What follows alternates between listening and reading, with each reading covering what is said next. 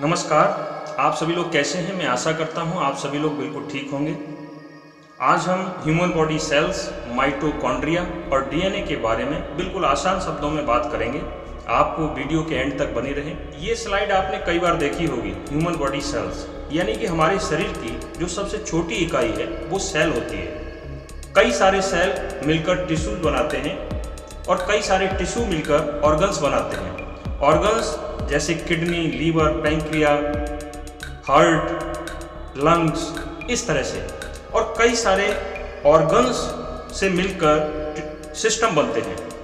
तो जैसे system digestive system, respiratory system, nervous system, इस तरह से और कई सारे सिस्टम मिलकर हमारी बॉडी बनती है। तो हमारी बॉडी की जो सबसे छोटी इकाई है वो सेल है। आप इस तरह से समझ सकते हैं कि जैसे आप वस्त्र पहने हुए हैं तो वस्त्र कपड़े के बने होते हैं और कपड़े धागे के बने होते हैं। तो धागा जितना मजबूत होगा उतने ही वस्त्र मजबूत होंगे और अच्छी क्वालिटी के होंगे। तो ठीक इसी तरह से हमारा जो स्ट्रक्चर है यानी कि हमारी पूरी बॉडी है वो किसकी बनी है? सेल की बनी है। तो सेल हमारी बॉडी में जितने हेल्दी होंगे उतने ही हम हेल्दी होंगे। अगर हमारे शरीर में सेल वीक है इसका मतलब हमारी बॉडी वीक होगी। अब होता क्या है कि अगर हमारे शरीर में सेल की ग्रोथ ज़्यादा है और डेथ रेट कम है सेल की, तो हमारे शरीर में ग्रोइंग इफेक्ट ज़्यादा आएंगे। जैसे कि एक बच्चे में ग्रोथ होती है तो आप देख सकते हैं, लेकिन अगर सेल की ग्रोथ रेट और डेथ रेट बैलेंस में है तो हम हेल्दी बने रहेंगे। लेकिन जैसे ही हमारे शरीर में डेथ रेट हाई होती है और ग्रोथ रेट डाउन हो जाती है यानी कि सेल की डेथ रेट ज़्यादा होती है, उस कंडीशन में एजिंग इफेक्ट हमारी बॉडी में आने लगते हैं। एजिंग इफेक्ट का मतलब हमारे शरीर में बुढ़ापा आने लगता है। अब बुढ़ापा आने का मतलब क्या है?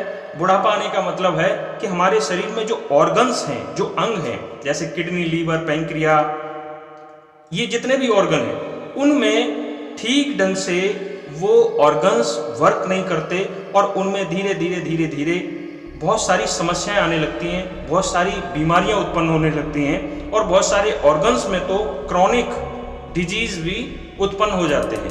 तो वो ऐसा क्यों होता है? क्योंकि सेल की जो डेथ रेट है वो बहुत हाई है। इसलिए इसी को हम बोलते हैं एजिंग इफेक्ट, यानी कि हमारे ऑर्गन्स ठीक ढंग से प्रॉपरली काम नहीं कर रहे हैं। अब अभी आपने पूरी बॉडी का स्ट्रक्चर देखा, सेल से लेकर बॉडी तक। सेल से टिश्यूज बनते हैं, टिश्यू से ऑर्गन्स, ऑर्गन्स से सिस्टम, सिस्टम से बॉडी।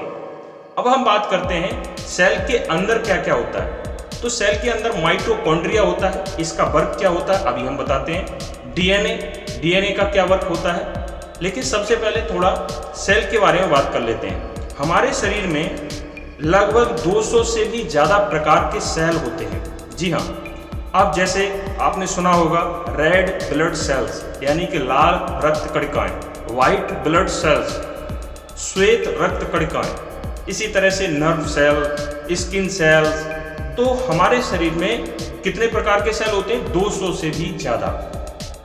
और पूरी होल बॉडी में यानी कि हमारे पूरे संपूर्ण शरीर में रिसर्च में ऐसा अनुमान लगाया गया है कि लगभग 30 ट्रिलियन सेल मौजूद हैं। यानी कि 30 ट्रिलियन सेल से ये हमारी बॉडी बनी हुई है।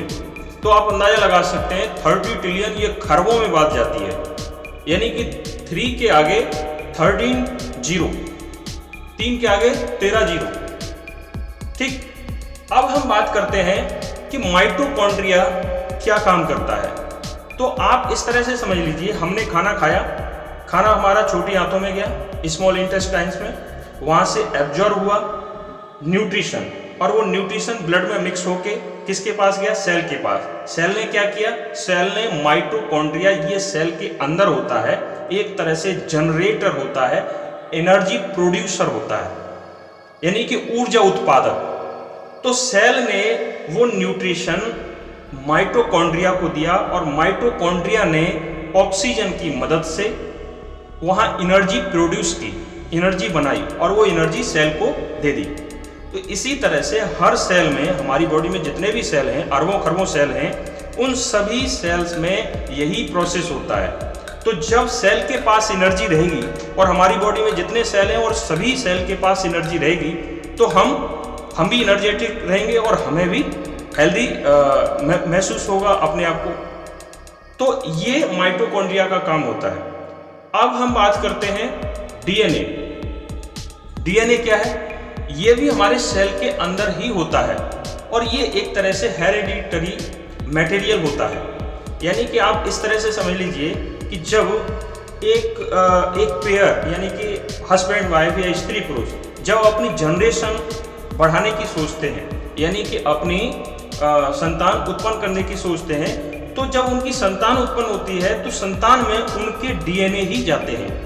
डीएनए का मतलब आप ऐसे भी समझ सकते हैं कि जैसे आपके पास एक मोबाइल में इमेज है, कोई भी इमेज है और वो किसी को आप सेंड करना चाहते हैं, तो आपने क्या किया, उसको कॉपी करके पेस्ट कर दिया।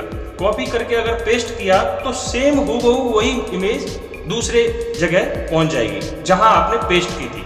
सेम वही कंडीशन डीएनए की होती है।